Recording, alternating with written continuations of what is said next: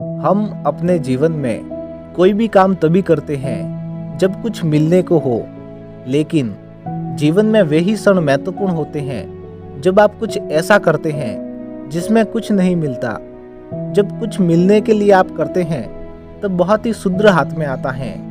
विराट को पाने के लिए कुछ पाने की आशंका नहीं होनी चाहिए, हो तो फिर बाधा हो जाएगी।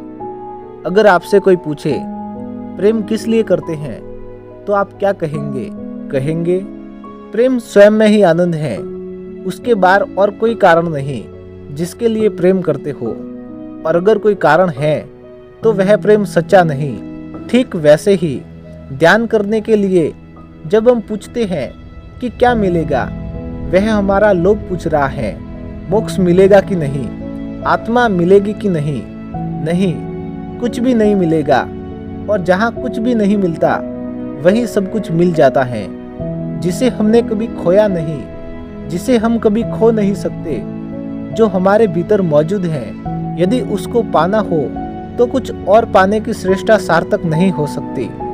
सब पाने की श्रेष्ठता छोड़कर जब हम मौन हो जाएंगे तो उसके दर्शन होंगे जो हमारे भीतर निरंतर मौजूद है। उसे पाने के लिए सारी क्रियाएं छोड़कर अक्रिया में आना जरूरी है। यदि मुझे आपके पास आना हो तो दौड़ना पड़ेगा, चलना पड़ेगा। और यदि मुझे अपने ही पास आना हो तो फिर कैसे दौड़ूंगा और कैसे चलूंगा? दौड़ते हैं दूसरे तक पहुंचने के लिए, अपने तक पहुंचने के लिए सब दौड़ छोड़ देनी होती है। क्रिया होती है कुछ पाने के लिए, लेकिन जिसे स्वयं को पाना है उसके लिए कोई क्रिया नहीं होती।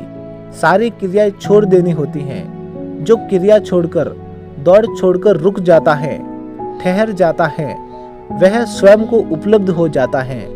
स्वयं को उपलब्ध कर लेना सब कुछ उपलब्ध कर लेना है। और जो इसे खो देता है वह सब कुछ पा ले तो भी उसके पाने का कोई मूल्य नहीं।